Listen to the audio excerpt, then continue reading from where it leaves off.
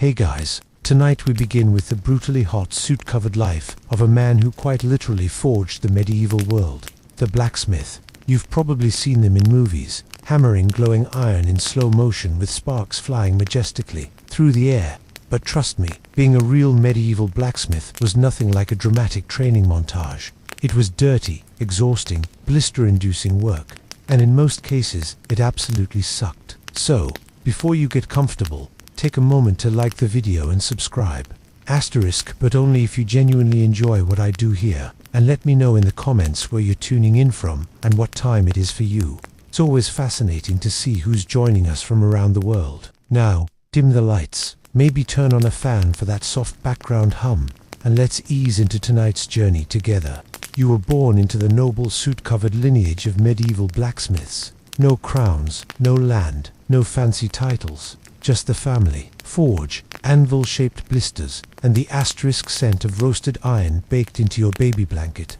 From the moment you can walk without tripping into the fire pit, you're expected to help. By age 6, you're officially your father's apprentice, which is a polite medieval way of saying tiny unpaid assistant with zero rights and permanent soot streaks on your face. Your toys, tongs, your playground, a dirt floor next to a furnace, hot enough to cook your eyebrows. While other village kids are chasing chickens and skipping stones, you're learning how not to die next to asterisk molten metal. Fun games include guess how hot this is with your hand, hold the hammer until your arms fall off, and try not to cry when you mess up the nail again. Your father, the blacksmith, is a terrifying muscular man whose entire vocabulary consists of sighs, grunts, and the phrase, "hit it harder." He's got hands like tree bark and a permanent scowl etched from decades of smoke, exposure, and tax collectors. He teaches you everything. How to shape iron, how to fuel the fire, how to keep your mouth asterisk shut when a knight insults your work. You don't ask questions, you just observe, absorb, and obey. Mostly because asking questions results in a flying horseshoe and a week of silent treatment. Holidays, nice idea. You don't get those. The forge doesn't take breaks, and neither do you. Someone always needs something sharpened, fixed, or refitted. You learn quickly that free time is just a time between one job and the next. And while you're technically learning a trade, what you're really learning is pain asterisk tolerance, heat resistance, and how to fall asleep standing up.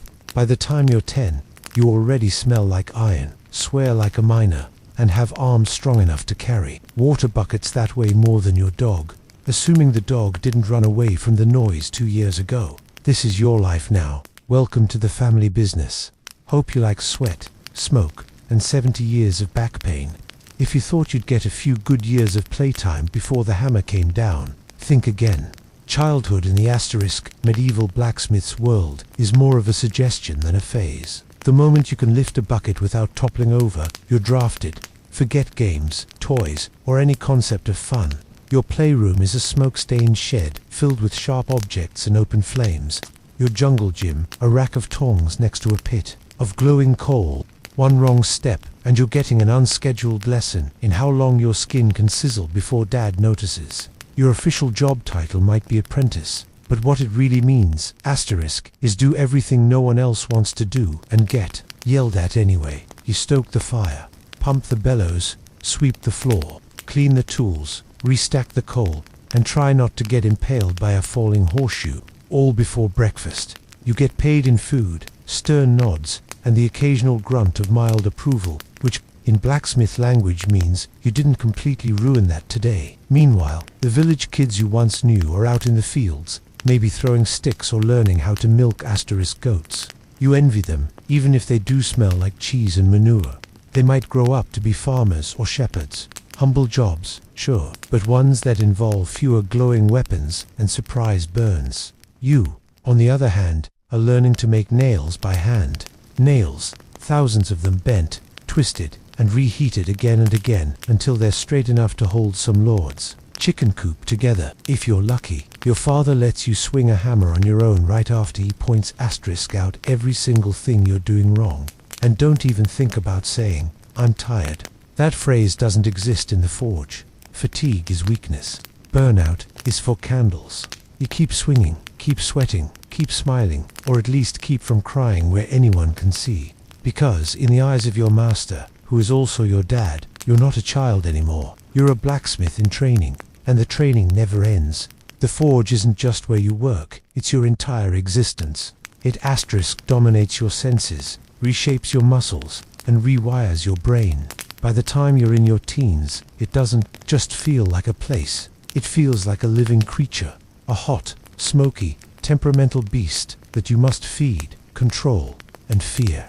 You know the sounds by heart, the bellows wheezing, the iron hissing in the water, the sharp clang of hammer on metal echoing like a war drum. There's a rhythm to it, like some brutal medieval symphony, and your body moves in time with it. Whether you're awake or half asleep, you stop noticing the heat after a while. That's not because it gets easier. It's because you've simply accepted it, like gravity or taxes. You know which stones get too hot to sit on, which coals burn quickest, and which parts of the floor are secretly trying to murder your feet. Your skin darkens from smoke, not sun. Your clothes, the same soot-stained tunic and leather apron you wear every day, smell like a mix of scorched wool, grease, and desperation. You don't own many things, but you do own this forge. Not on paper, mind you. Your father still technically runs it, but in practice, it owns you. You start to forget what silence sounds like. The hiss, the clang, the crackle, it's constant. When the forge does go quiet, it's almost unsettling. You find yourself twitching like you're missing a beat in a song you've been forced to memorize. Since childhood, your friends, assuming you've kept any, barely see you. He's probably at the forge, becomes your default status. You're not a blacksmith. You are the forge, a two-legged extension of fire and steel. And strangely, a part of you starts to love it. Not the burns, not the blisters, but the feeling when the shape finally comes out right, when the horseshoe fits, when the blade gleams, when the metal bends to your will. For a moment, you're not just a kid covered in soot. You're a creator, a crafter, a necessary gear in the medieval machine. Then the moment passes. The next order arrives, and the fire roars again. Time to get back to work. By the time your friends are just starting to grow into their teenage limbs, yours already feel like they've been through a siege. While they're getting taller and stronger, you're getting stooped, scarred, and stiff. Your arms are thick, but not in a heroic knight lifting a sword way. More like teenager who's been repeatedly attacked by anvils. Your back, a tragedy, hunched from hauling metal and leaning over the forge for hours a day. Your knees, they creak when you crouch. Your shoulders pop every time you lift a hammer, which is every few seconds. So now that's just part of your personal soundtrack. And your hands. Let's talk about your hands. You used to have fingers. Now you have iron-tipped claws. They're blistered, cracked, and stained with soot so deep even the Nile couldn't wash it off. Cuts are common, burns are daily, and your fingernails, half of them are permanently blackened or missing. When someone offers you bread, you hold it with the same delicacy you'd use to cradle a hedgehog made of glass. Because every knuckle already feels like it's been cursed. There's no such thing as recovery time. Pull a muscle, keep working, twist your wrist, use the other one. The forge doesn't care that your elbow is screaming. Iron doesn't wait politely while you rest. And let's not forget sleep. You'd think with a day full of hammering and hauling, you'd pass out easily. But no, your muscles ache so bad you can't lie still. Your ears are still ringing from 10 hours of clanging, and your arms twitch with phantom swings like you're sparring ghosts in your dreams. You ache in places you didn't know could ache. You smell like pain. Even your pain has pain. And what does your father say about this? Good, you're learning. In a strange way, you are not growing despite the pain. You're growing because of it. You're being hardened like the very metal you work, shaped by heat, pressure, and repetition. But make no mistake, by the time you hit adulthood, your body feels like it already lived 2 lives and died halfway through both. And the worst part, you're just getting started. In most jobs, smoke is a problem. In your job, it's a co-worker, and a particularly rude one. The forge isn't just hot, it's a choking chamber, and every breath you take comes seasoned with the fine aroma of coal dust, scorched metal, ash, and regret. If you can see clearly more than 6 feet ahead, congratulations, someone forgot to light the fire. There's no chimney, just a hole in the roof that leaks more smoke in than it lets out. You try opening a window. There is no window, just soot-black walls. Your father's coughing, and the occasional gust of wind that blows everything into your eyes. Anyway, your lungs. Let's just say they've entered a long-term toxic relationship with smoke. At first it burns, then it irritates, then one day it just becomes normal. Coughing fits, part of the rhythm. Black mucus, not ideal. But hey, at least it's consistent. You've reached the point where clean air feels suspicious. Even your voice changes. You start sounding like a 60-year-old goat farmer who drinks boiling tar. Words are scratchier, breaths are shorter, and your throat always feels like it's hosting a dust storm. But you keep working because you have to. And it's not just the smoke from the fire. There's metal dust from grinding, oil fumes from quenching, and sometimes burnt leather, charred wood, or whatever unfortunate material just dropped into the coals. You've probably inhaled 3 different types of poison before noon. Protective gear, please. A rag tied around your face is the best you can do. And even that gets sweaty, gross, and somehow smells worse than the smoke itself. You take it off, and suddenly it's a little harder to breathe, but at least you're not gagging on your own sweat. Long-term damage, of course. Asthma, black lung, early death, all part of the career package. But you're not thinking long-term. You're thinking about finishing that gate hinge before your father notices how crooked it is. In the world of a medieval blacksmith, air is just another burden. You don't breathe to survive. You breathe to keep hammering. By now, you've developed an intimate relationship with your tools, mostly based on pain, necessity, and mutual disrespect. Your hammer, it's basically an extension of your arm. You've named it, you've cursed it, you've swung it so many times that your shoulder now clicks when you raise it like a haunted maraca. But without it, you're just a sweaty guy standing in a smoke-filled hut. The hammer makes you a blacksmith and also makes you bleed regularly. Then there's your tongs, clumsy, hot, and always pinching you at the exact wrong moment. You've burned your fingertips more times than you've successfully picked up anything. The iron slips, the grip fails. You yell. Your dad tells you to grip it like you mean it. You consider throwing them into the fire just to teach them a lesson. Your chisel. It used to be sharp. Now it's mostly a suggestion of a blade because you've used it to shape, split, scrape, and occasionally pry open stuck doors when your neighbor's lock breaks. Files, awls, punch tools, rivet sets. Your tool bench looks like a medieval torture rack, and honestly, it kind of is. You've been jabbed, crushed, pinched, sliced, and impaled by every item you own. Your fingers have memory now. They flinch at the mere sight of a new tool, your apron. It's meant to protect you, and it sort of does. If by protect you mean catch hot metal shards and hold them close to your body like a smoldering hug, it's more scorched than stitched, and the leather stiffens like a corpse every winter. And yet despite all this, you care for these tools like they're family. You sharpen them, oil them, line them up each night because if one breaks, you're done. You can't work, you can't earn, you can't eat. No tool, no income. So yes, your tools are your life, but don't be fooled. They've also declared war on your fingers, spine, and sanity. Every day they whisper, we help you survive, but we'll also slowly destroy you, and you say, yeah, that sounds about right. Now pass the hammer. You don't wear a crown, carry a sword, or lead armies, but without you, the village stops functioning by Tuesday. You're the blacksmith, and everyone needs you all the time for everything. You're the medieval equivalent of customer service, tech, support, and roadside assistance rolled into one suit-covered figure who smells like smoke and shame. The knight needs a new sword. You make it. The farmer breaks a plow. You fix it. A monk's bell cracks. A baker's oven door jams. A shepherd's gate latch won't close. Guess who gets called? That's right, you, every single time. And they all act like you've just been waiting for their problem. They show up unannounced, mid-swing, covered in mud and entitlement.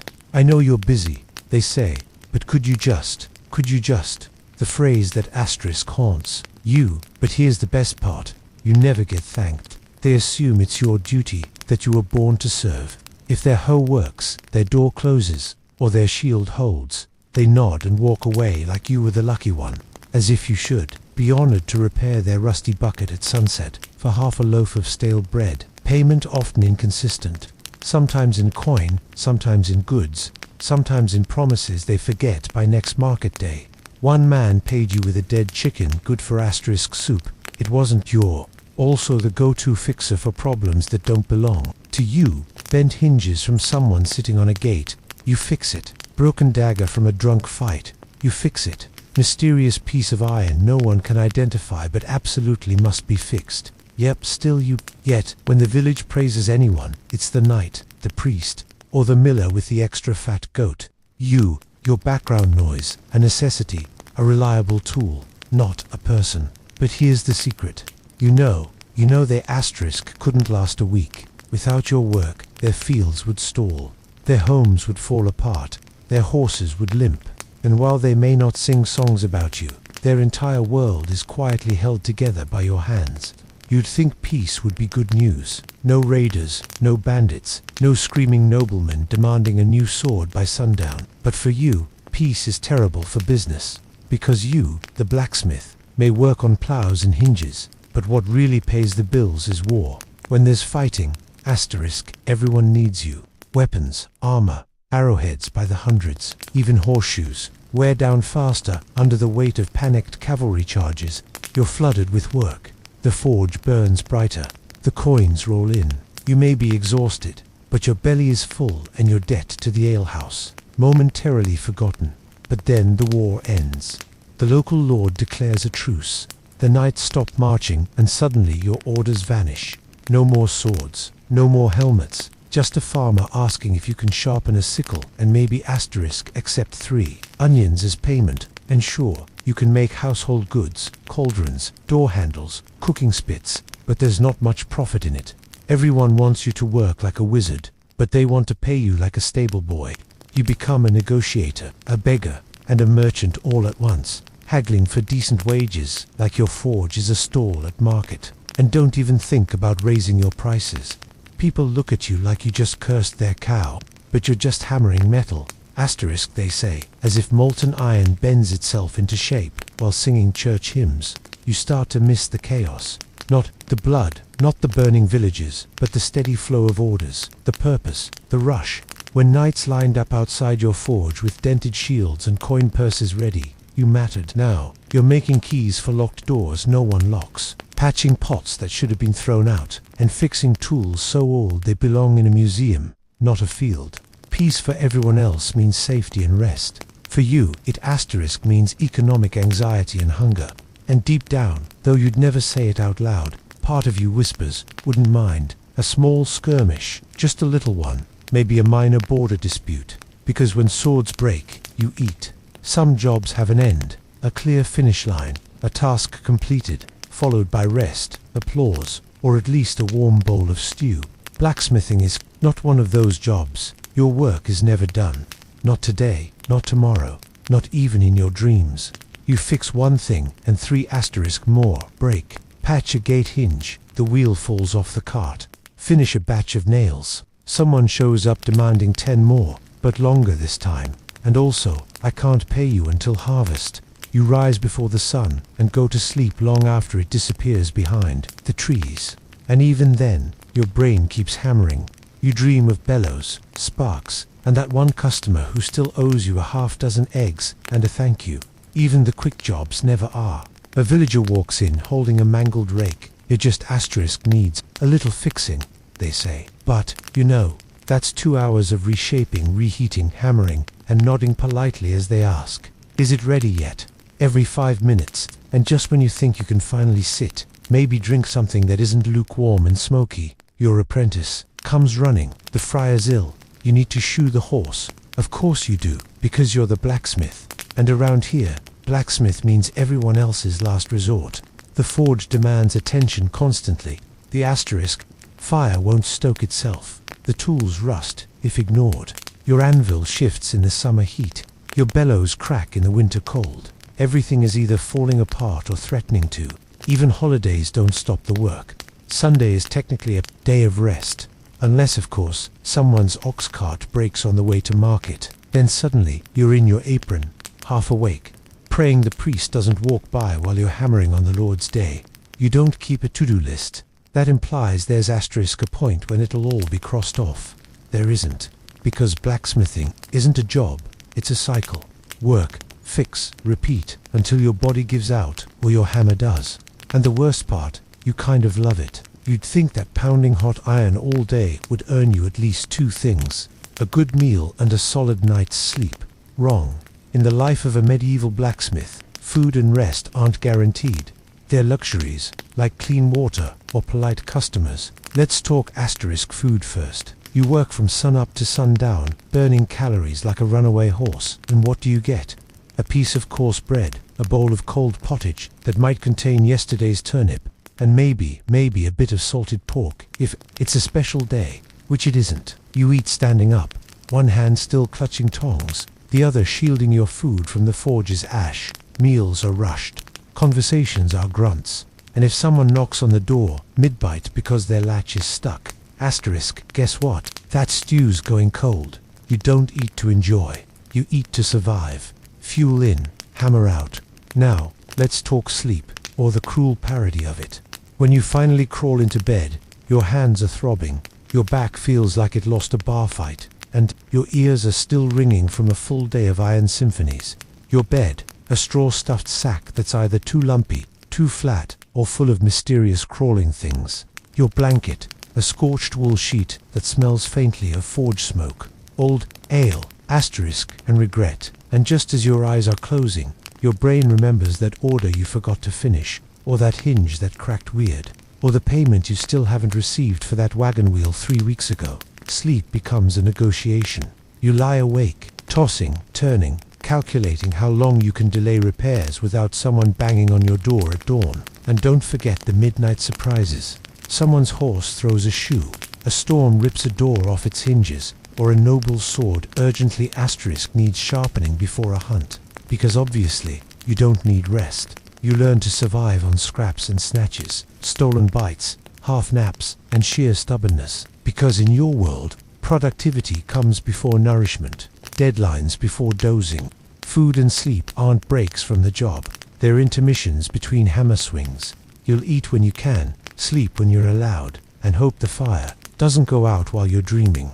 There was a time when your hands were asterisk soft once, long ago, maybe as a child. Now they're ruined. Your fingers have become tools themselves, stiff, swollen, cracked, and calloused to the point where they barely feel anything except when it hurts. You can't hold a quill.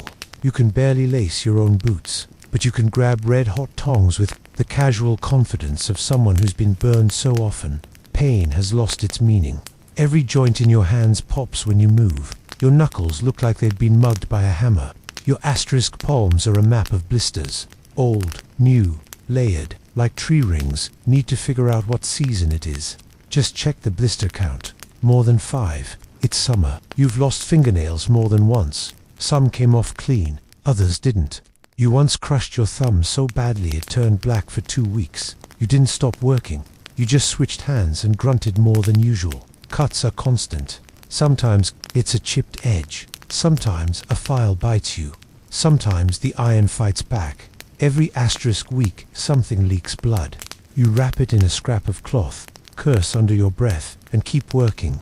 Worse still are the burns. Some are mild, little reminders that iron doesn't forgive. Others are worse. The kind that sizzle, bubble, and leave scars that tell their own stories.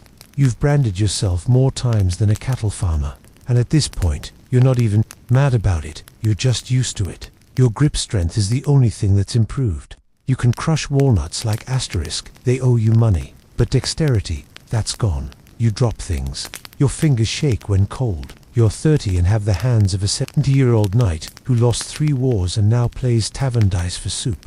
But despite it all, these hands are what keep you alive. They shape swords, fix hinges, and hold the hammer that holds your reputation.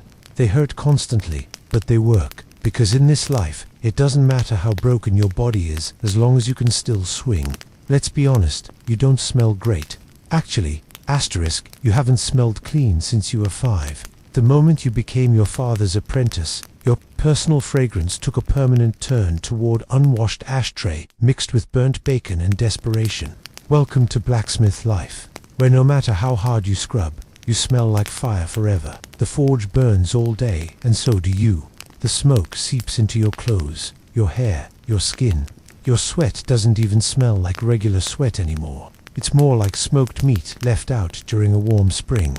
You asterisk could bathe in theory, but baths are rare, water is cold, and you're working 6 days a week, covered in soot, grease, and coal dust before the sun's even fully up. So, what's the point? You'd be filthy again by breakfast. Your clothes are no help.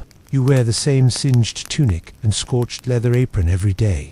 They haven't been truly clean since the last festival, and even then, someone spilled ale on them before noon. Now they just sort of hang on your body like a protective layer of hardened asterisk funk. You try perfume, forget it. It lasts 10 minutes before the forge eats it alive. Flowers wilt near you, bread goes stale faster, cats hiss when you pass, and the worst part, people notice. You walk into the tavern, and the crowd parts like the Red Sea. The innkeeper already knows to seat you in the corner near a window if possible. Not out of courtesy, but survival. No one wants to share a bench with the human embodiment of a burnt fence post. Still, you take it in stride. A little shame is better asterisk than going unnoticed. You're known. People say that's the blacksmith with a mix of respect and nasal discomfort. You may not be the most charming man in town, but you're definitely the most aromatic. Besides, smelling like fire means you've been working. Smelling like iron means you've been crafting. And smelling like sweat-soaked leather dipped in soot and regret, well, that just means you're a professional. You didn't choose this life. The forge chose you through your asterisk father's calloused hands, and the iron expectations passed down like a rusty heirloom. And now you're doing the same. Your son doesn't play with wooden swords or run wild through the fields. He fetches coal, pumps, the bellows holds the tongs steady while sparks rain down, and you mutter, "Don't flinch." He's maybe 7, but already smells like burnt metal and wet burlap. You feel a bit guilty, but only a bit because you're not being cruel. You're preparing asterisk him. This is the trade. This is survival. He watches you swing the hammer, and you see the way he stares. Why did half in awe, half in fear? You remember, that look is the same one you used to give your father back when he seemed like a mountain. Now you understand. He wasn't made of stone, just exhaustion and responsibility. You teach the boy everything. How to gauge heat by color. How to tap, not slam. How to listen to the metal. You shout sometimes, more out of habit than anger. Hold it right. Asterisk, that's too cold. Don't cry, it's only a burn. You try to soften things, when you can. A story by the fire, a piece of dried fruit when you can afford it. But tenderness doesn't last long in the forge. There's too much work to do.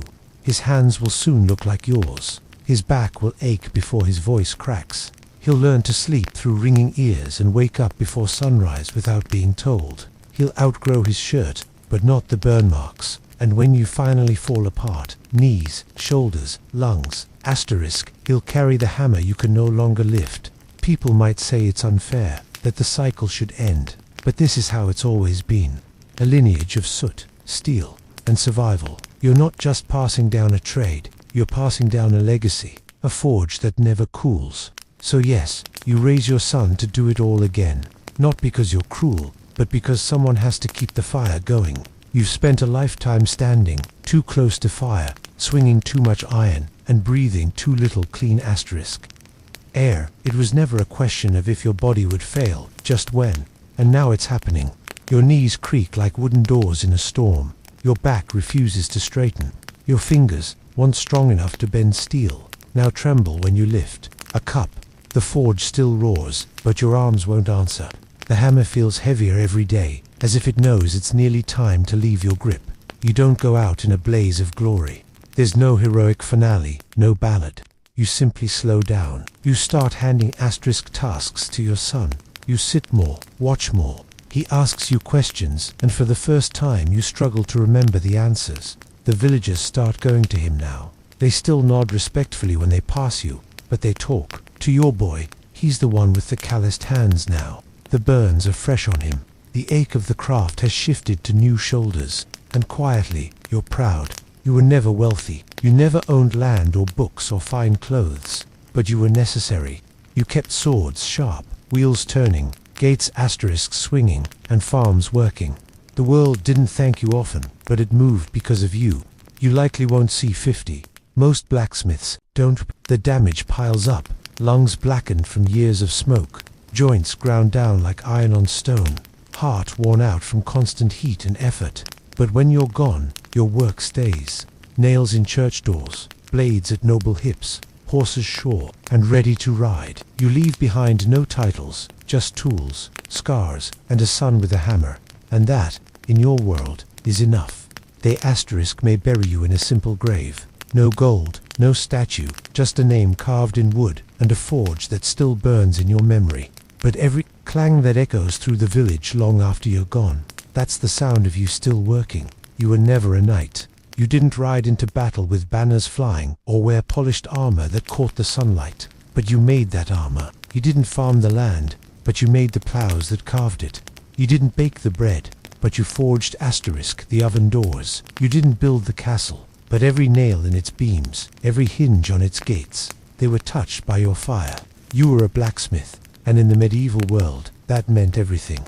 While nobles argued and kings changed crowns, you stood by your forge day in day out, shaping the world piece by piece. 1,000 small things, rivets, hooks, braces, buckles, nothing that draws a crowd, everything that holds the world together. Your life was loud, but your legacy is quiet. No one wrote songs asterisk about your hammer. No bard praised your tongs, but every working wheel, every unbroken sword, every barn door that swings instead of falling, that was you. People walked past your forge and saw smoke. They smelled sweat and soot and assumed that was all. But inside was a symphony of heat and steel, of creation and endurance. You didn't just forge iron, you forged civilization. One horseshoe, one blade, one nail at a time. And now, long after your hands have gone still, the fire continues. Asterisk your son lifts your hammer, your grandson learns the heat. Your name might fade from memory, but the tools you built carry on, passed from hand to hand, generation to generation. You were never crowned, never honored, never celebrated, but without you, nothing moved. No carts rolled, no armies marched, no homes were secured. You were the foundation beneath the history books, the ember glowing beneath the stories of kings. And that matters more than anyone ever said aloud. Because, in a world made of wood, stone, and asterisk willpower, you were the fire, the silent spark that turned raw or into progress. You weren't just part of the world, you kept it turning. Long before alchemy was associated with secretive European laboratories and robed mystics whispering over bubbling flasks, it was something far more sacred and far more ancient. Its true origin lies not in medieval Europe, but in the shimmering heat of ancient Egypt, where transformation wasn't a trick of science, but a divine principle etched into every corner of life and death. Asterisk the ancient Egyptians had a word for it. Chemia derived from chem, meaning black land. It referred to the dark, fertile soil left behind by the annual flooding of the Nile. But this wasn't just a poetic nickname for their geography, it held deep spiritual meaning. To the Egyptians, black was the color of potential, of richness, of raw matter waiting to be transformed. And so the land of Egypt itself became a metaphor for the transformative power of nature. This is where the word alchemy, alchemia, would eventually be asterisk born. But alchemy in Egypt wasn't just about turning base metals into gold. That obsession came later. For the ancient Egyptians, alchemy was everywhere. It was in the ritual of mummification where the body of the dead was carefully preserved, transfigured, and prepared for eternity.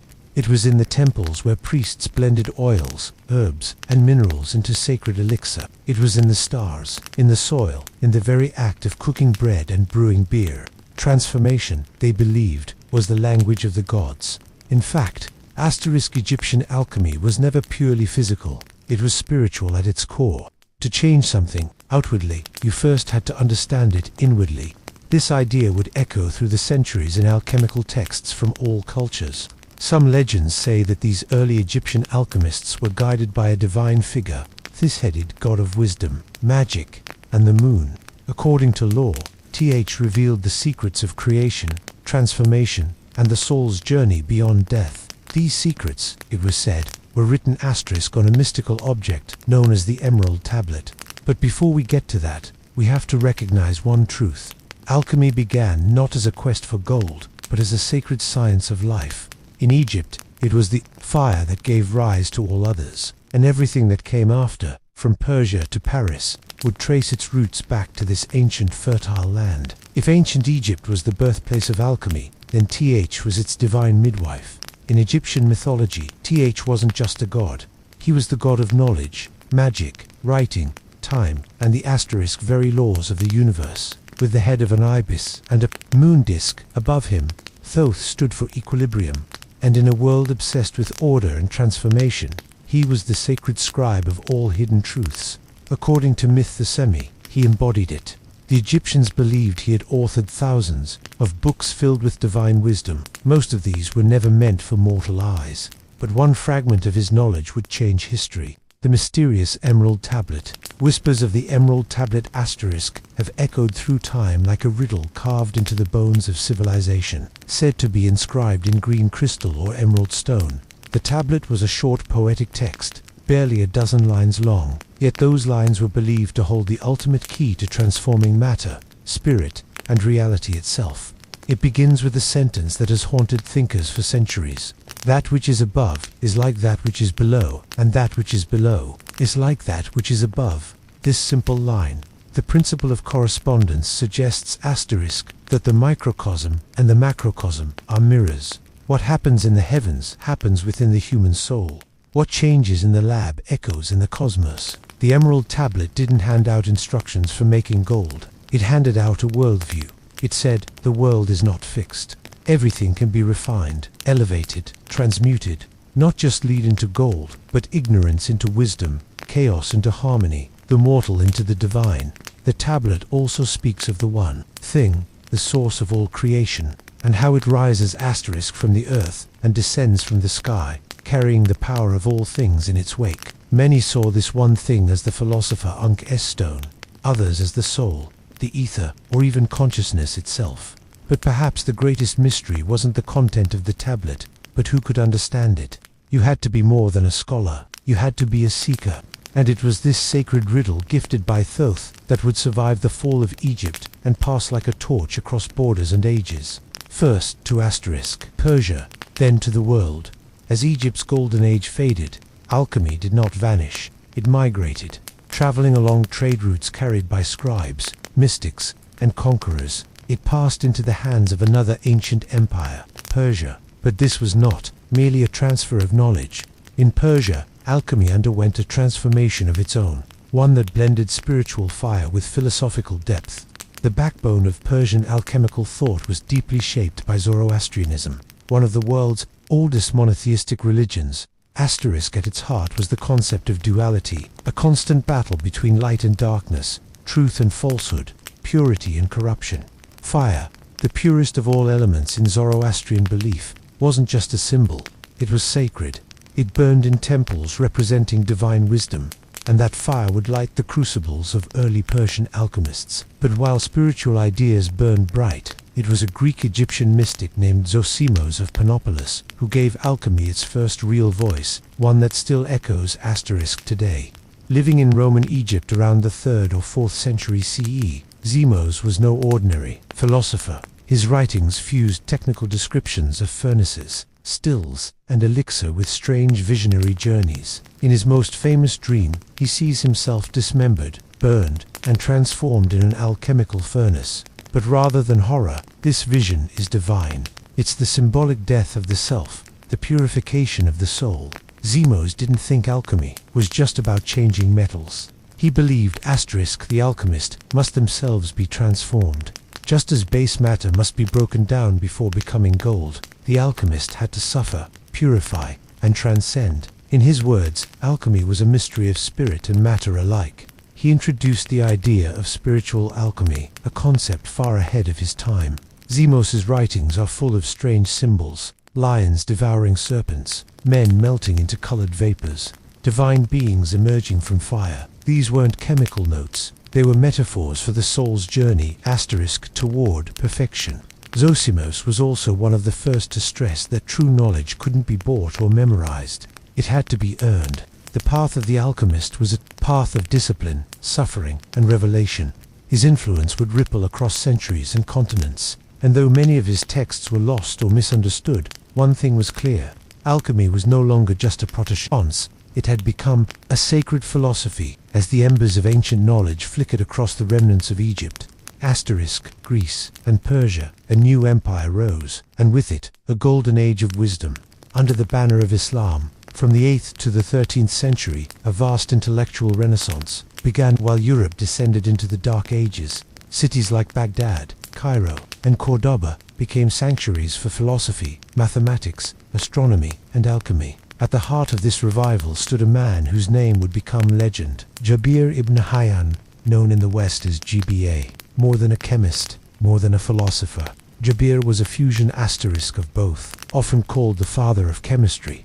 His contributions to alchemy were so profound that they laid the foundation for modern science itself. Working in the courts of the Abbasid Caliphate in the 8th century, Jabir approached alchemy not as mysticism but as a structured, testable discipline. He introduced laboratory methods still recognizable today: distillation, crystallization, sublimation. He invented new instruments, refined acids, and wrote over 100 texts, blending philosophy with chemical asterisk experimentation. But he didn't abandon the spiritual roots of the craft. Far from it. Jabir believed that everything in the universe was composed of combinations of 4 elements: earth, air, fire, and water, and infused with spiritual qualities. His system added a complex blend of numerology, astrology, and symbolism. In his view, every transformation in the material world mirrored a deeper transformation in the soul. Jabir also introduced the idea of balance or manasan as the key to alchemy. Just as the body must be asterisk balanced to remain healthy, so must metals be balanced to attain perfection.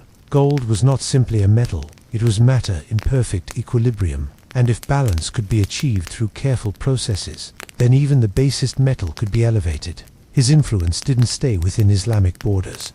Over time, Jabir's texts were translated into Latin and circulated throughout medieval Europe, igniting a wave of Western alchemists who would build upon his teachings, often without even realizing they were standing on the asterisk shoulders of a Persian genius. Through Jabir ibn Hayyan, alchemy took its most decisive step forward. It was no longer just sacred symbolism. It was a method, a system, a science. And yet, it remained what it had always been, a map to transformation, both material and divine. As the Islamic world preserved and expanded the knowledge of the ancients, Europe remained cloaked in superstition and spiritual rigidity. But knowledge has a way of traveling, especially when it's too powerful to be contained. Asterisk slowly, piece by piece, alchemy made its way westward, smuggled through language, ink, and conquest. The bridge between East and West was built in places like Alexandria, once home to the Great Library, and later Toledo and Cordoba in Islamic Spain, or Al-Andalus. Here, Christian, Jewish, and Muslim scholars worked side by side in rare moments of intellectual harmony. Translators toiled over Arabic manuscripts, decoding the works of Jabir, Zosimus, and Aristotle, breathing forgotten ideas back into Europe. By the asterisk 12th century, Europe was starving for knowledge. The rediscovery of these ancient texts, especially on alchemy, was nothing short of a cultural detonation. But what arrived wasn't the practical science of chemistry alone. It was alchemy in its fullest form, a fusion of spirit, matter, and meaning. Monasteries began hiding strange manuscripts behind sacred scripture. Monks experimented with metals, not just to purify them, but to purify themselves. And in hidden chambers and candlelit studies, European minds began to obsess over one idea: transmutation. The notion that base metals could become gold, and that the human soul could do the same. One of the most influential texts to reach Europe was the Turba Philosophorum, or Assembly of the Philosophers, a mysterious dialogue among ancient sages discussing the secrets of nature. Then came the Picatrix, a massive Arabic grimoire filled with astrological and alchemical symbolism. These works didn't just pass on recipes, they carried worldviews, and those worldviews planted seeds in curious minds. The Latin translations of these texts circulated quietly, often disguised as religious or philosophical treatises to avoid accusations of heresy. After all, alchemy posed a threat. It challenged the fixed order of things. If lead could become gold, could a peasant become noble? Could man become divine? The church watched with suspicion, but alchemy's allure was too strong. It offered a hidden path to perfection outside of dogma, outside of authority. By the late Middle Ages, Europe had taken the torch. The flame that once burned in Egypt, Persia, and Baghdad now flickered in castles, monasteries, and secret societies. Alchemy had crossed the threshold, and it was about to evolve again. By the late Middle Ages, alchemy in Europe had transformed into something almost mythic. It was no longer just an intellectual pursuit, it was a holy quest. And at the heart of that quest lay one object, one idea, one obsession: the Philosopher's Stone. The stone wasn't just a chemical substance, it was a mystery wrapped in allegory, hidden in asterisk symbols, and cloaked in riddles. Said to have the power to transmute base metals into gold and grant immortality through the elusive elixir of life. The Philosopher's Stone became the most sought-after artifact in Western esoteric tradition. But to those who truly understood alchemy, the stone was not physical, it was spiritual. In alchemical manuscripts, it went by many names: lapis philosophorum, the red stone, the powder of projection. Some claimed it was a literal red crystalline substance. Others insisted it was an asterisk, metaphor for spiritual awakening, but all agreed it was the key to ultimate transformation. Alchemists believed the universe itself was a living organism constantly striving toward perfection. Metals too were alive, growing slowly in the womb of the earth. Lead was simply immature gold, and just as nature evolved toward balance, man could evolve as well. The Philosopher's Stone was the accelerant of that evolution. European alchemists like Albertus Magnus, Roger Bacon, and later devoted their lives to understanding the asterisk processes of nature in pursuit of this ultimate truth. They built furnaces, studied astrology, collected rare minerals, and wrote cryptic texts filled with serpents, suns, dragons, and kings, all metaphors for the stages of inner and outer transformation. The stone's creation was said to follow a path called the magnum opus, or great work. It began with nigredo, the blackening, symbolic of death, decay, and the breaking down of ego. Then came albedo, the whitening, purification. Then citronus, the asterisk yellowing, illumination. And finally, rubedo, the rening, rebirth, and the emergence of the stone. But why hide this process in metaphor? Because true transformation, alchemists believed, wasn't meant for the uninitiated. The stone would reveal itself only to those who were ready, not just intellectually, but spiritually. To seek the stone was to seek perfection, and while many searched for gold, the wisest alchemists knew the only thing worth perfecting was the soul. As alchemy took deeper root in asterisk medieval Europe, it began to slip into the shadows. What was once open dialogue in temples and scholarly exchanges in courts now became hidden practice. The reasons were many: religious scrutiny, political fear, and the simple fact that alchemy's language had become a secret code, decipherable only to the initiated. The Church, wielding enormous power, saw in alchemy both promise and danger, while some Christian mystics embraced it, seeing the transmutation of metals as a mirror of Christ's resurrection. Others condemned it. The idea that man could manipulate nature, even achieve spiritual ascension outside of divine grace, was heretical. To avoid persecution, alchemists cloaked their teachings in allegory and symbolism. Thus began an era where alchemy went underground, hiding in secret societies, coded manuscripts, and obscure symbols that only insiders could interpret. The Rosicrucians, a mysterious brotherhood that surfaced in the 17th century, claimed to hold ancient alchemical wisdom passed down from Egypt and Arabia. Their manifestos spoke of spiritual enlightenment, divine harmony, and the hidden sciences. Though no one could prove their existence, their ideas spread like wildfire, inspiring generations of seekers. Then there were the Freemasons, whose roots trace back to stone builders, but whose rituals echo deeply with alchemical philosophy. Purification, transformation, inner light. Whether or not they practiced alchemy in the literal sense, their symbolic language aligned perfectly with its aims, the building of the perfect asterisk self. Alchemy also found refuge in books of secrets, texts like the Mutus Liber, which contain no words, only a series of strange symbolic images meant to communicate the great work without uttering a single sentence. Other manuscripts were written in green language, a form of wordplay, puns, and poetic double meanings that concealed their deeper truth. The alchemist's life had become one of duality. Outwardly, a scholar, physician, or monk. Quiet, obedient. Inwardly, a revolutionary, chasing the divine through fire and asterisk metal, spirit, and stone. The very secrecy that threatened alchemy also preserved it. Like a fire buried beneath ash, it smoldered unseen, passed down from master to apprentice, generation to generation, and in these quiet shadows, alchemy continued to evolve, not just as an early science, but as a living philosophy, one that would soon encounter its greatest challenge, the birth of modern chemistry. By the 17th and 18th centuries, a quiet revolution was brewing, one that would both inherit and bury the legacy of alchemy. The age of enlightenment had arrived. The mysticism and metaphor that once cloaked alchemical thought were no longer welcomed. In scholarly halls, in their place came a new language: empiricism, logic, and repeatable results.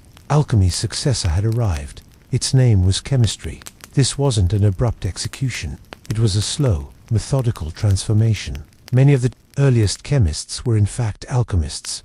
They simply shifted focus. The goal was no longer spiritual perfection or the transmutation of souls, but measurable change. No more dragons and black suns, just beers, balances, and precise documentation. One of the final nails in the coffin came with Robert Boyle, often called the father of modern chemistry. In his 1661 book, The Skeptical Chemist, Boyle argued that matter was made up of atoms and that chemical reactions could be explained without mystical forces. He didn't mock alchemy, but he stripped it of its esoteric language. Boyle believed in the alchemist's power to transform, but insisted it must be explained through natural laws, not allegory. Soon after, Antoine Lavoisier would discover the role of oxygen in combustion and disprove the ancient theory of the four elements: earth, air, fire, and water. The periodic table would follow. Laboratories became secular temples of knowledge. Alchemy, with its hidden codes and sacred metaphors, was seen as outdated, an embarrassment to real science. But here's the paradox. Chemistry owed its very existence to alchemy. The tools, the techniques, the curiosity, it all came from the furnace of that ancient craft. Alchemy had walked so that chemistry could run. Still, the world was changing. Industrialization demanded results, not riddles. Governments funded laboratories, not lodges. The philosopher Unk S. Stone was replaced by the microscope, the Olympic by the Bunsen burner. What was once sacred had become material, yet not all was lost. In hidden corners and quiet minds, alchemy still breathed, not as a science, but as a symbol of transformation, of unity, of the eternal dance between matter and spirit. And while the world turned to chemistry for answers, some still looked to alchemy for meaning, because some fires never go out. They just burn beneath the surface. Alchemy may have vanished from the halls of science, but it never truly died. Instead, it transformed, just as it always taught that all things must. What began in the tombs of Egypt, refined in the fire temples of Persia, and encoded in the hidden texts of medieval Europe, didn't simply disappear. It evolved, splintering into chemistry, psychology, medicine, and even modern spirituality. Its outward form was shed, but its inner message endured. In the 20th century, a new kind of alchemist emerged, not with a furnace, but with a notebook and a mind full of dreams. Carl Jung, the Swiss psychologist, rediscovered the hidden wisdom of alchemy and gave it new life. He argued that the ancient alchemists weren't just transforming metals, they were unconsciously mapping the human psyche. The blackening nigredo was depression. The whitening albedo was insight. The reigning rubor was the birth of a unified self. The philosopher Unk S. Stone, Jung said, was individuation, the process of becoming whole. Alchemy, it turned out, had always been about more than gold. Today, we see its fingerprints everywhere. In self-help books preaching transformation, in stories of heroes who descend into darkness to return reborn. In the very language we use, words like refine, distill, purify, all echoes of the alchemist's path. Even in science, the spirit of alchemy lingers.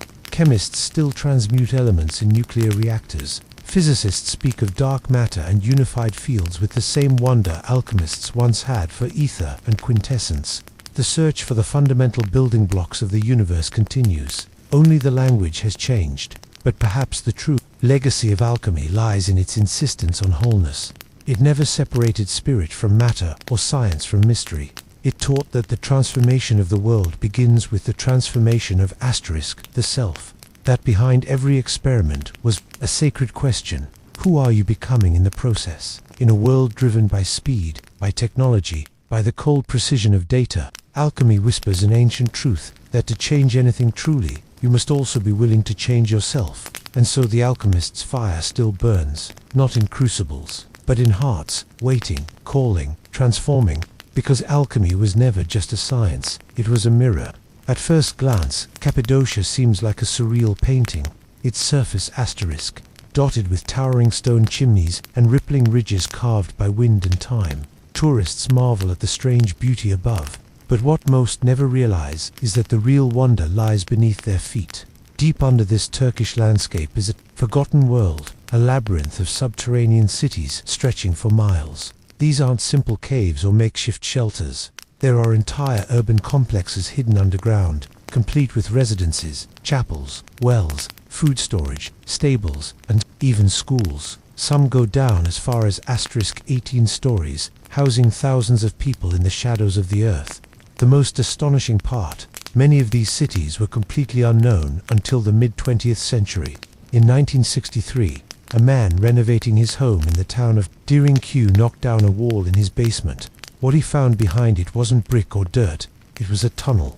That tunnel led to another, then to a chamber, then to a spiral staircase. He had accidentally uncovered an ancient entrance to one of the largest underground cities in the asterisk world. It was as if an entire civilization had chosen to vanish beneath the ground, leaving behind no sign except silence. But Derinköy was just one of many. Over the decades, archaeologists have identified hundreds of underground settlements throughout Cappadocia, at least 40 major ones, interconnected through narrow corridors and secret escape routes. These weren't random burrows, they were deliberately planned and engineered. Massive stone doors could seal off passageways from the inside. Ventilation shafts brought fresh air from the surface. Wells tapped into underground aquifers, ensuring fresh water even under siege. Why would anyone build something so elaborate under the earth? That question has haunted historians for years. Theories abound, with these cities hiding spots from invading armies, monastic refuge, secret spiritual sanctuaries, or were they something far older, far stranger? Whatever the reason, one thing is clear. Cappadocia wasn't just a region, it was a refuge, a world beneath a world, a place where thousands could disappear from the surface and live their lives entirely underground. And the deeper you go into these cities, the stranger the story becomes. To understand why people built cities beneath Cappadocia, we first need to understand the land itself. Because Cappadocia is no ordinary terrain. Millions of years ago, a series of violent volcanic eruptions buried central Turkey under layers of ash. That ash hardened into a soft, porous rock known as tuff, a material light enough to carve with basic tools, yet strong enough to hold its shape over centuries. Rain and wind shaped it into strange formations, fairy chimneys, conical towers, mushroom-like spires. The entire region looked like something torn from a dream or a different planet. But ancient people didn't just marvel at the rock, they worked with it. Early settlers realized that this volcanic stone was a gift. They could carve out homes, chapels, storage rooms, even entire complexes without lumber or bricks. And unlike surface dwellings, these stone chambers stayed cool in the scorching summers and warm during freezing winters. Above ground, they carved churches into cliff faces, but below ground, that's where the real magic happened. It likely began with simple caves, small hideaways to store food, to escape heat, or to shelter from storms. But over time, as threats grew and communities expanded, those caves grew. They evolved into interconnected rooms, then levels, then networks, and once the digging started, it didn't stop. Entire societies vanished beneath the soil, carving deeper and deeper, not randomly, but with intention. Tunnels connected homes, 2 kitchens, stables, 2 wells, rooms, 2 chapels. They created ventilation shafts that reached the surface and filtered fresh air through multiple stories. They even dug vertical staircases wide enough for people and livestock, yet narrow enough to defend. What's truly incredible is how ancient these structures may be. While many underground cities were expanded during the Byzantine era, some archaeologists believe that the original levels, especially in places like Derinköy and Kakla, could date back to the Hittite Empire, or even earlier, around 2000 BCE. This land invited transformation. and the people of Cappadocia responded by shaping it, not with machines but with patience, vision, and survival in mind. The earth wasn't just a foundation, it was a shelter, a fortress, a second sky, only inverted and filled with secrets. But what exactly were they hiding from? That's the question we explore next. Beneath the quiet town of Derenu lies Asterisk, something extraordinary. A city not above the earth, but deep beneath it. A city that no one even knew existed until 1963, when a man doing simple renovations in his home knocked down a wall and found a dark tunnel stretching beyond sight. That tunnel led to chambers. The chambers led to corridors. Staircases spiraled downward into the rock, leading from room to room, level to level, until eventually explorers found themselves standing 18 stories beneath the surface. They had uncovered Derenu, the largest and asterisk deepest underground city ever found in Cappadocia and possibly the world. What archaeologists found was staggering. This wasn't a temporary hideout or an emergency shelter. Derenu was a living city carved entirely out of volcanic stone. It had homes, churches, communal kitchens, wine and oil presses, storage rooms, schools, and even a baptismal chamber. It could house an estimated 20,000 people, along with their livestock and food supplies. It was engineered with remarkable precision. Massive rolling stone doors shaped like asterisk millstones could be pushed to seal off tunnels in case of attack. These weren't simple blocks. They were perfectly fitted, movable from the inside, and nearly impossible to force open from the outside. Ventilation. Shafts snaked upward through the rock, delivering fresh air to the deepest levels. Wells accessed underground aquifers to provide water without surfacing. There was even a mission school complete with study rooms, suggesting that this city wasn't just about survival. It was about continuity, asterisk teaching, worship, community. But here's what makes Derenu so mysterious. We don't really know who first built it or why. Some believe it was expanded by early Christians fleeing Roman or Arab persecution. Others argue the foundations are far older, perhaps dating back to the Phryans or even the Hittites, thousands of years before Christ. Why go to such extraordinary lengths to disappear underground? Was it to escape invaders, as many believe, or was the threat not human at all? Derenu holds no inscriptions, no asterisk names, no definitive timeline, just rooms, tunnels, and questions. And even today, much of it remains unexplored. Because the deeper you go, the less it feels like a city, and the more it feels like something else. To build downward is far more complex than building up. There's no sunlight, no scaffolding, no wide open skies, just solid stone and shadow. And yet, the architects of Cappadocia's underground cities didn't just dig, they designed with remarkable intelligence and precision, creating spaces that could asterisk support thousands of lives for months, maybe even years at a time. These cities weren't chaotic tunnels burrowed in panic. They were carefully planned systems, layered like an onion, each level with a distinct purpose. Living quarters were closer to the surface, allowing quicker access to the outside when danger passed. Deeper levels housed kitchens, workshops, food storage, and livestock pens strategically placed to reduce the risk of contamination or fire spreading through the city. One of the most asterisk ingenious features was the ventilation system. Long vertical shafts were carved through the rock to allow air to circulate through as many as 18 underground levels. Some shafts were over 50 meters deep, yet so well placed that fresh air could reach even the lowest chambers without fans. Without electricity, just gravity and brilliant design. Water was another key to survival. The cities were built around natural aquifers. Wells could be accessed from within, ensuring that even in a siege, residents wouldn't need to emerge for water. In asterisk some cities, the well shafts were sealed off from the surface entirely to prevent poisoning by attackers. There were communication tunnels, too, some leading to smaller satellite chambers, others connecting to nearby underground cities. Times of danger, messages or people could be moved through the earth itself, and the defense mechanisms were both simple and effective. Narrow corridors that forced invaders to approach single file, trapdoors that could be dropped, hidden escape, routes leading into asterisk valleys or riverbeds, most famously, the rolling stone doors. Massive round slabs that could be rolled into place to seal off a passage in seconds. From the outside, they looked like part of the wall. From the inside, they were a last line of defense. Every decision, Every design pointed to one truth. These cities were built for survival, not for days, not for weeks, but for long-term habitation under extreme threat, which raises the question, what kind of danger required this level of preparation, and was it ever truly gone? Asterisk. For centuries, scholars have asked the same haunting question. Who were the people of Cappadocia hiding from? What kind of threat drove entire populations to dig into the earth, not just for shelter, but to live? The most common theory points to invaders. Central Anatolia was a crossroads of empires. From the Assyrians to the Persians, from the Romans to the Byzantines, the region was constantly under threat. Later, Arab raids during the early Islamic period would push Christian communities to seek asterisk refuge underground. Daring Q and Kumak may have become sanctuaries during these waves of violence, allowing people to disappear into the rock and wait for danger to pass. But there's a problem.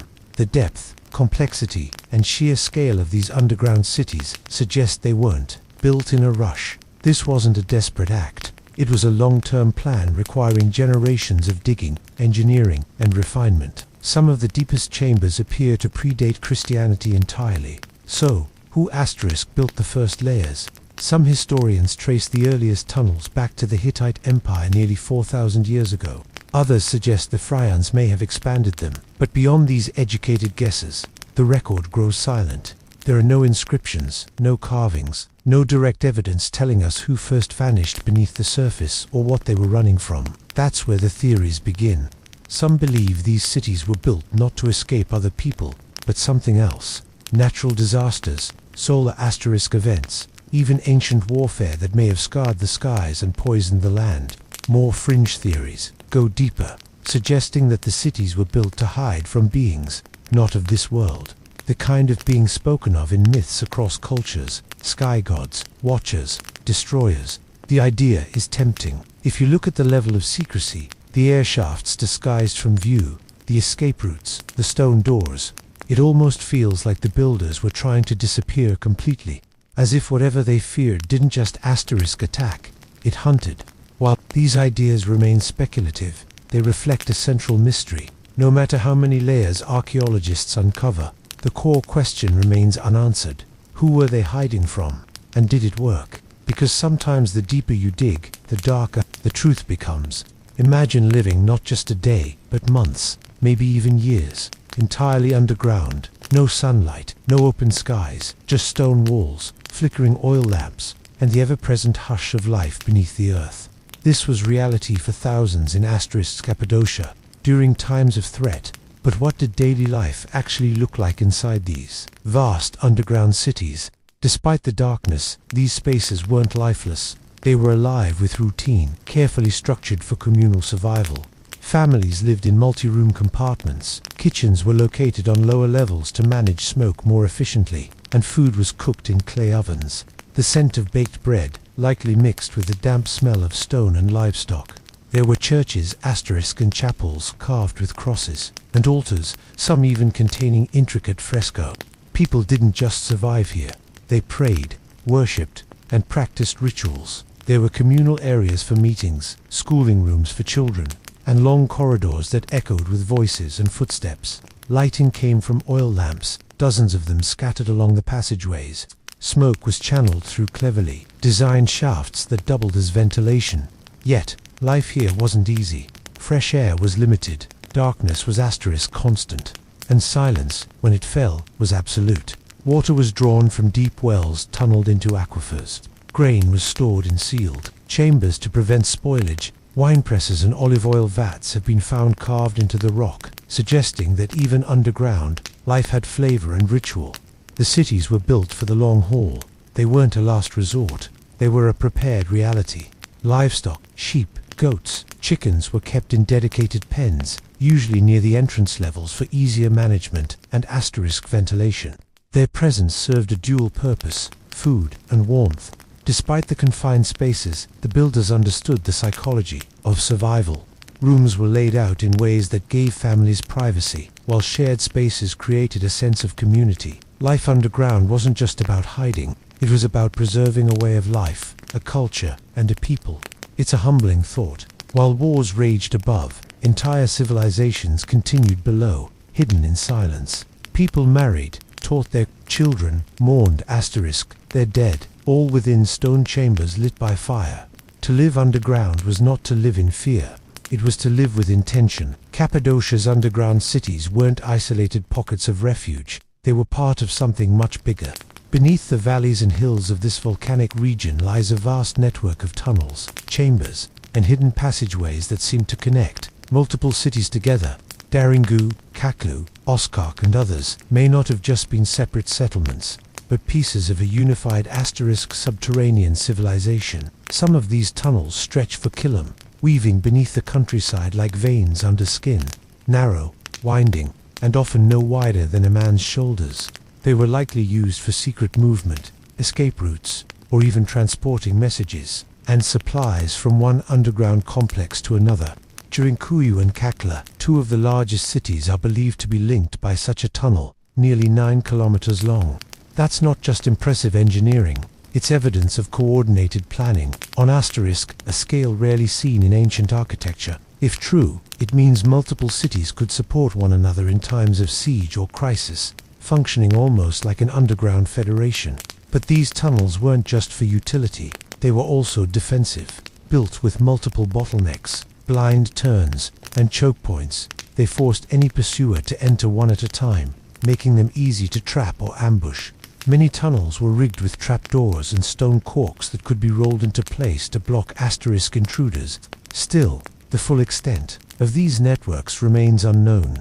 New passageways are still being discovered. In 2014, an even larger underground complex was accidentally uncovered beneath Nevshir, possibly dwarfing even Daringu. Archaeologists believe it could contain dozens of levels, aqueducts, places of worship, and countless more tunnels, yet to be mapped. What were these tunnels truly for? Were they simple escape routes, or the infrastructure of a society built to live without ever being seen? The more we uncover, the more we realize Cappadocia's underground isn't just a collection of homes and halls. It's a system planned, connected, hidden beneath our feet for thousands of years. And maybe, just maybe, there's still more waiting to be discovered. Entire cities buried not by time, but by intention. Because in Cappadocia, the earth doesn't just hide secrets, it protects them. Despite decades of excavation and study, Cappadocia's underground cities remain wrapped in mystery. The stone walls may be silent, but the questions echo louder than ever. Not just how they were built, but why. And when historical answers fall short, myths and alternative theories rush in to fill the void. One of the most enduring questions is about the true age of these cities. Conventional archaeology ties their major expansion to the Byzantine period, when Christians sought refuge from invading forces. But some researchers believe that the earliest tunnels and chambers are far older, possibly dating back 4,000 years or more. If that's true, what kind of threat existed so long ago that would drive people underground? Enter the theories. Some suggest these subterranean cities were emergency shelters from natural cataclysms, massive floods, solar flares, volcanic winters, or ancient climatic disasters. The layout of the cities, self-sufficient, hidden, and sealed, could be interpreted as long-term survival bunkers prepared for environmental collapse. Others look to cosmic explanations. Ancient astronaut theorists argue that early civilizations may have built these cities to hide from entities they described as gods, beings who descended from the sky and ruled with fearsome power. Could the underground cities have been a shield from something not of this earth? One local legend speaks of giants that once roamed the surface, driving people below. Others tell of fire from the heavens and enemies that came with burning eyes. To the modern ear, these may sound like metaphors or memories distorted by centuries of oral tradition, but they hint at something terrifying enough to push entire cultures into the rock. There are also theories tied to the symbolism of the earth itself. In some ancient traditions, descending into the ground represents a journey into the underworld, a metaphorical death and rebirth. Were these cities spiritual sanctuaries, places of ritual transformation, or were they never abandoned but forgotten on purpose? The truth is, no single theory explains it all. The scale, the age, the precision, it doesn't fully fit into our existing historical framework. And maybe that's the most unsettling part, because sometimes what lies hidden isn't just history, It's the edge of something we were never meant to understand. Today, visitors to Cappadocia walk through dreamlike landscapes, over valleys carved by wind, past fairy chimneys glowing orange in the evening sun. Hot air balloons drift quietly overhead, but beneath their feet, the ground is hollow. Beneath the beauty lies a world carved in darkness, one still holding its breath after thousands of years. The underground cities are now open to tourists. Visitors descend narrow stairwells, pass through low-arched tunnels, and stand in rooms where people once lived in silence, waiting for danger to pass, and yet only a fraction has been uncovered. Some chambers remain sealed, some tunnels collapse into shadow, some doorways lead nowhere, or so it seems. These aren't just ruins, they're testaments, proof that people will do whatever it takes to survive, to protect their children, to preserve their beliefs, to vanish when the world turns hostile. And in that act of vanishing, they left behind a kind of message, not written in language, but in stone. We don't know their names, we don't know their stories, but we know this. They were planners, engineers, visionaries. They created something that could endure centuries of silence, something that might have been meant never to be found. Cappadocia reminds us that history isn't always on the surface. Sometimes the most profound truths are buried on purpose, hidden from conquerors, hidden from the curious, hidden maybe from time itself. And what remains? Mystery. Mystery in the perfect fit of the rolling stone doors. Mystery in the air shafts that still pull wind from the deep. Mystery in the miles of unexplored tunnels, still untouched, still dark. Maybe the real purpose of Cappadocia's underground world will never be known. Maybe it isn't meant to be. But as you walk through those chambers, with the weight of rock above and the silence pressing in, you feel something ancient stirring, a presence, a whisper, not of fear, but of endurance. Because when the world above was chaos, the people of Cappadocia looked down and chose to survive in the dark together. And the earth, it seems, has kept their secret well. To the ancient world, sleep was not an escape from reality. It was an entryway into something deeper. Dreams weren't dismissed as random thoughts or figments of imagination. They were taken seriously. In fact, they were considered messages, sometimes warnings, sometimes prophecies, and often direct communications, from gods or spirits. For ancient civilizations, the boundary between the physical and spiritual world wasn't sharp. It was porous, and in sleep, that boundary grew thin. The act of dreaming was sacred, mysterious, and often terrifying. It was during those quiet, vulnerable hours of the night that the divine could reach into the human mind, and what it whispered or roared could shape the course of a king's decision, a priest's ritual, or a city's fate. In almost every early culture, from the river valleys of Mesopotamia to the temples of Egypt and Themis of Greece, dreams held an elevated status. People believed they were being visited, not by fantasy, but by real forces with real consequences. Dreams could foretell war. They could reveal betrayal. They could offer healing or demand sacrifice. Ignoring a powerful dream wasn't just seen as foolish. It was dangerous. The dreamer then was not just a sleeper. They were a messenger, a vessel temporarily opened to cosmic truths. And in some cases that dreamer became a prophet chosen by the gods. Entire professions were devoted to understanding dreams. Priests, shamans, oracles, and seers all learned to read the symbols that emerged in the night. A snake in a dream could be a symbol of transformation or a deadly omen. A rising sun could promise victory or deception, depending on the context. Each culture had its own codes, but the belief was universal. Dreams mattered. Even today, fragments of that ancient wisdom linger. We speak of following our dreams or waking up to a realization. But in the ancient world, dreams weren't poetic expressions. They were maps, warnings, sacred intelligence delivered while the conscious mind slept. This was the world before Freud, before REM cycles, before science tried to measure what the ancients already feared and revered. Because to them, the dream world was real, and to walk through it was to walk with gods. The first civilization to leave written records of dreams were the Sumerians, who lived in Mesopotamia over 5,000 years ago. They didn't view dreams as random images. To them, dreams were direct transmissions from the divine, often complex, symbolic, and deeply consequential. Among the ruins of their cities, archaeologists uncovered clay tablets etched with dreams, some personal, others political. Dream interpretation wasn't a novelty. It was a structured practice taught, studied, and respected. Sumerian kings had court dream interpreters, men trained to decipher the messages of the gods and whose asterisk interpretations could influence the fate of entire cities. One of the most famous examples of this ancient dream culture lies within the Epic of Gilgamesh, one of the world's oldest literary works. In it, both Gilgamesh and his companion Enkidu experience vivid symbolic dreams.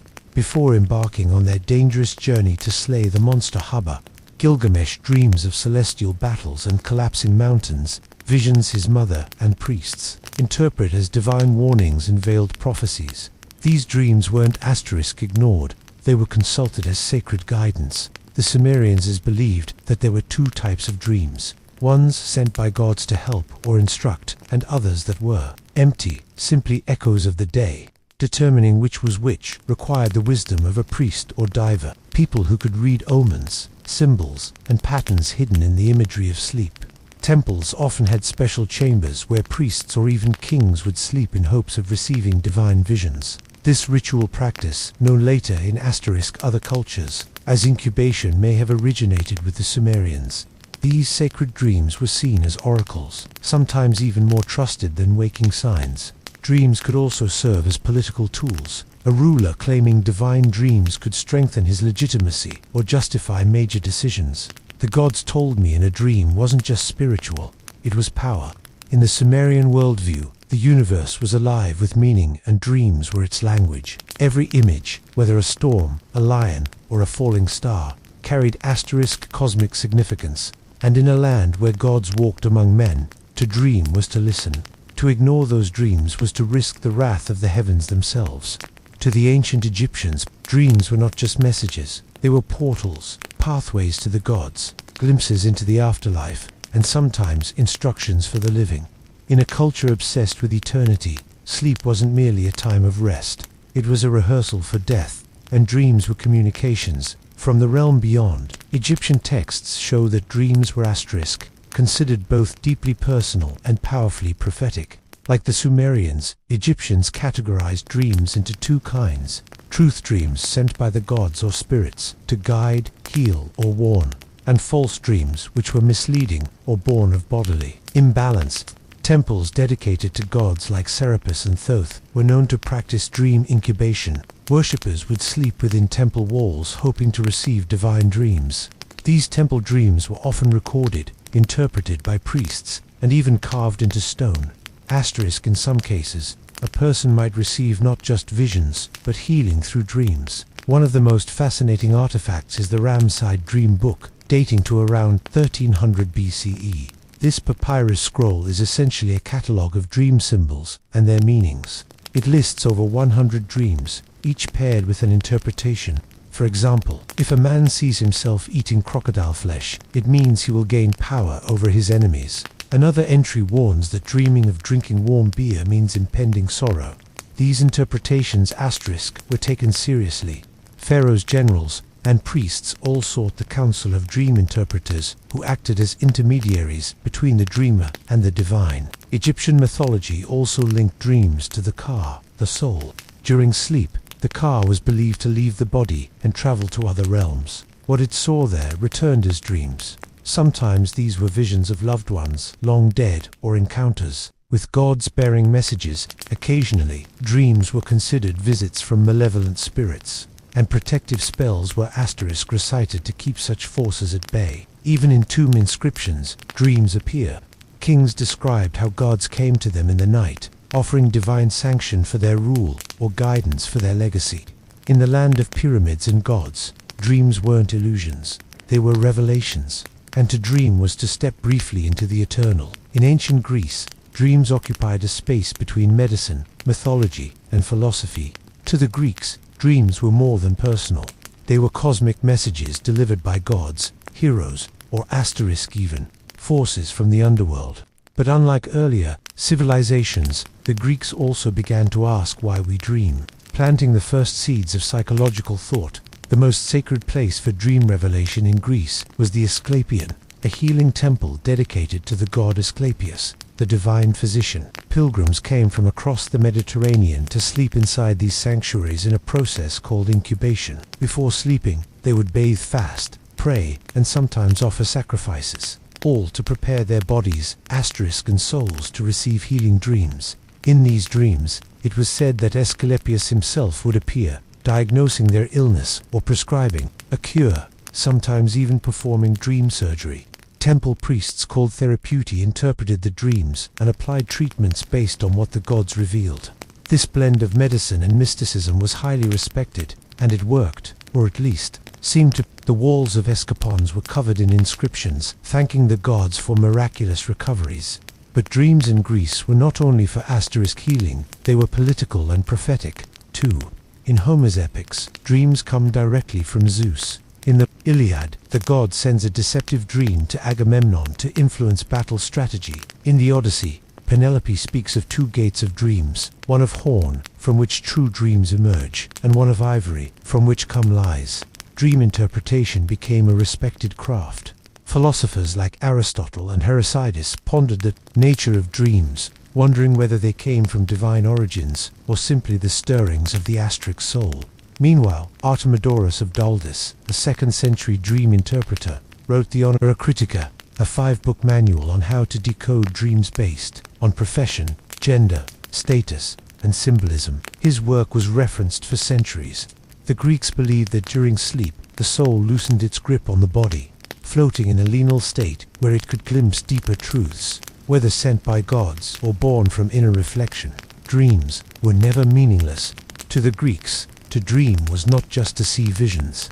It was to momentarily touch the divine mind. In the ancient world, dreams weren't just reflections of the mind. They were often believed to be prophecies.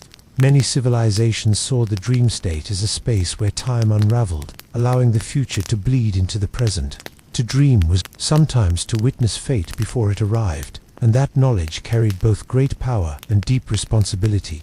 Across Sumer, Egypt, and Greece, history is filled with rulers, generals, and prophets who acted based on their dreams.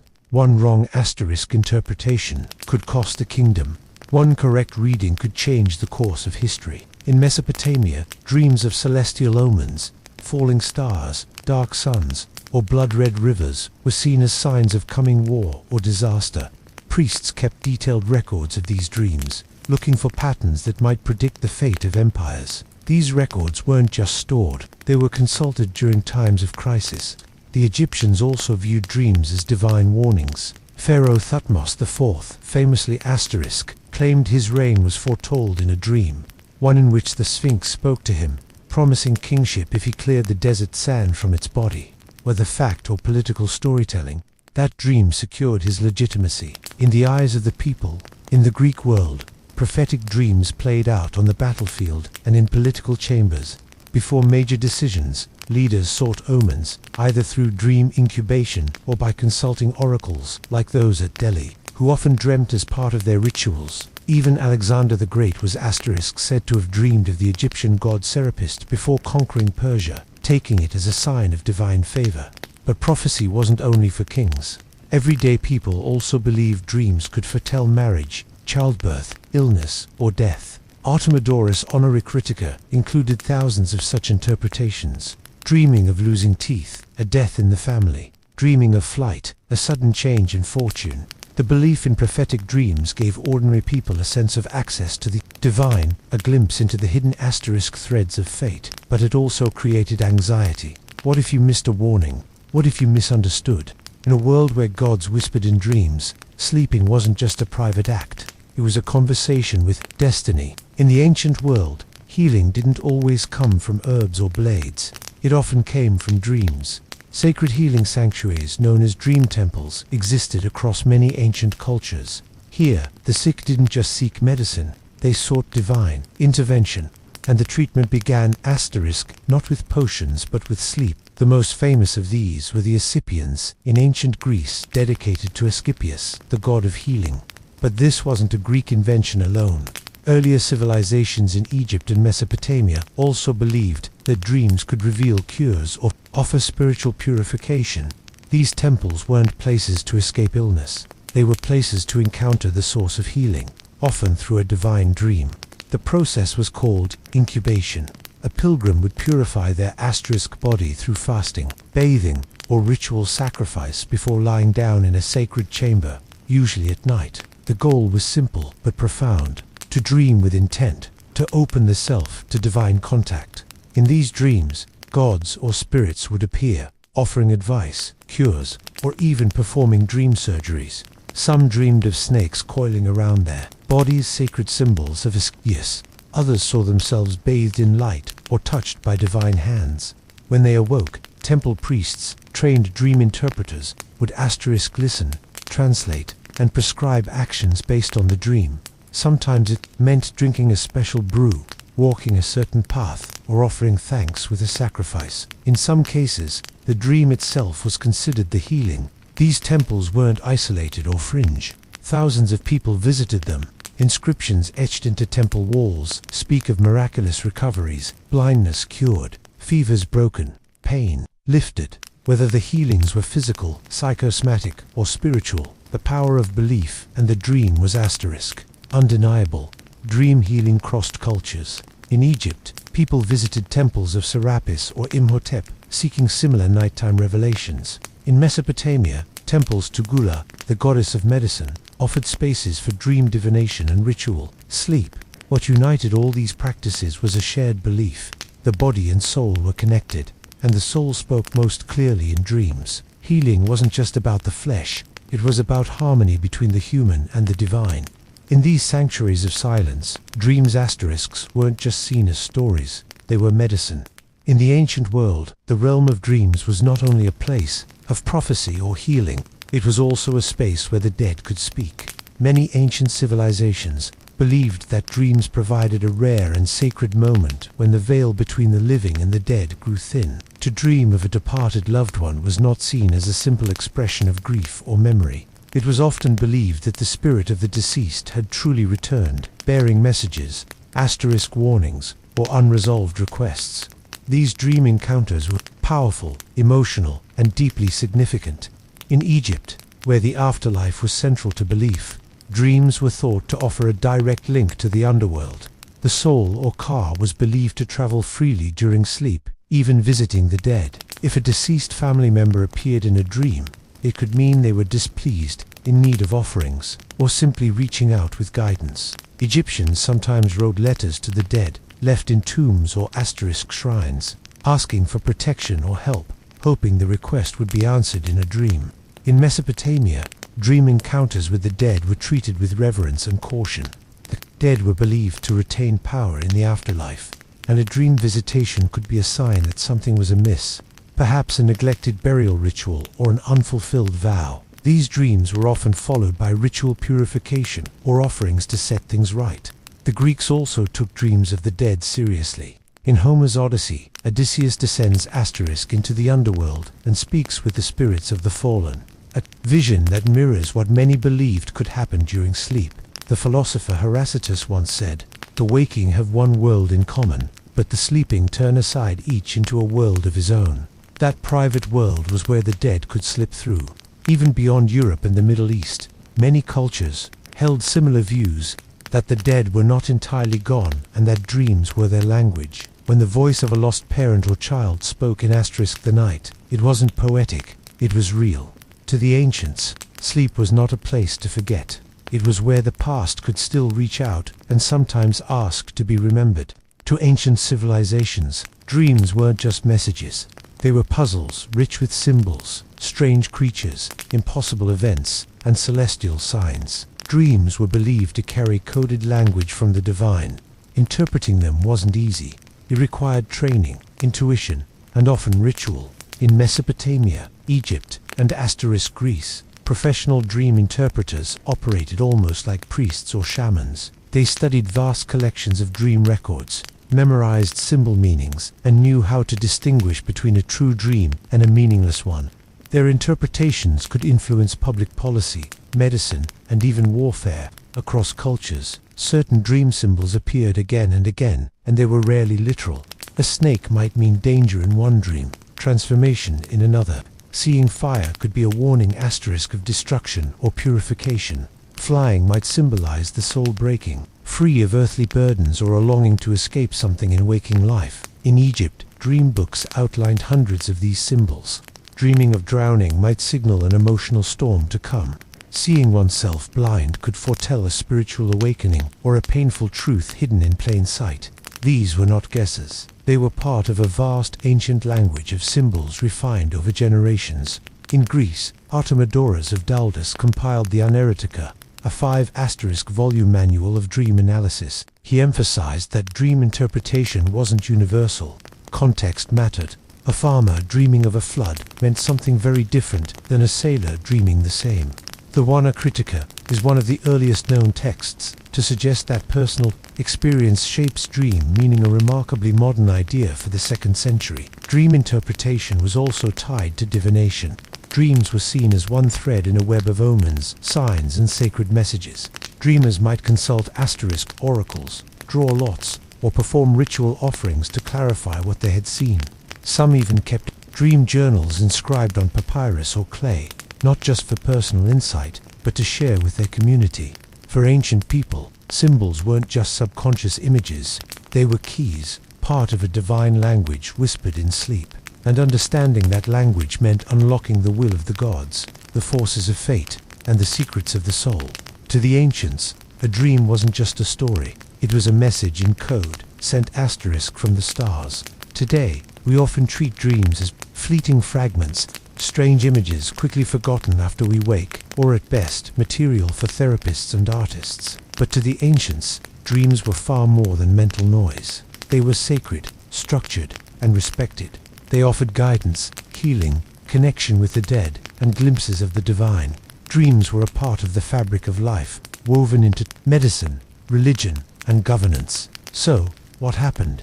As science and rationalism rose, particularly in the post-Enlightenment asterisk West, dreams were reclassified, no longer messages from the gods. They became neurological byproducts, electrical impulses, memory fragments, or emotional processing. The sacred became clinical. The symbolic was reduced to chemical. But even now, in moments of grief, change, or deep intuition, dreams still matter. We still search them for meaning. A dream of a lost loved one can bring closure. A recurring nightmare can reflect stress or a truth we don't want to face. Modern psychology, beginning asterisk with Freud and Jung, tried to reclaim some of that ancient understanding, recognizing that dreams hold power, even if we no longer call it divine.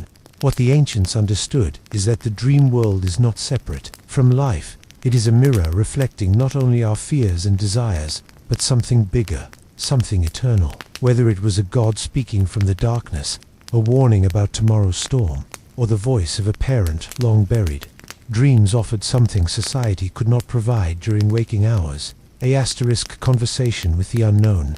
And maybe that's what we've lost, the humility to listen to what sleep might be trying to tell us. Across time and civilization, one belief remained constant. Dreams are not random, they are doors. And the question isn't whether they're real, it's whether we're willing to walk through them. In every ancient temple, every scroll and tablet, we hear the same whisper. Pay attention. Close your eyes not to forget the world, but to understand it. Because